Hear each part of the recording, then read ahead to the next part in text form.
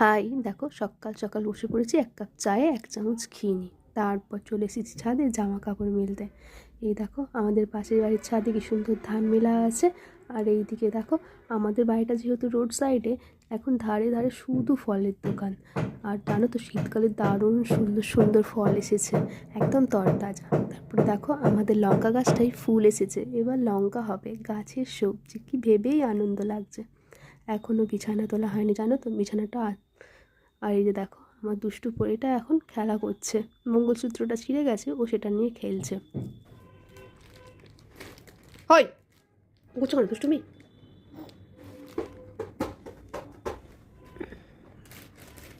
দেখো সন্ধেবেলায় রেডি হয়েছে, একটু বাইরে যাব, সে আগেই ছুটে ছুটে চলে যাচ্ছে।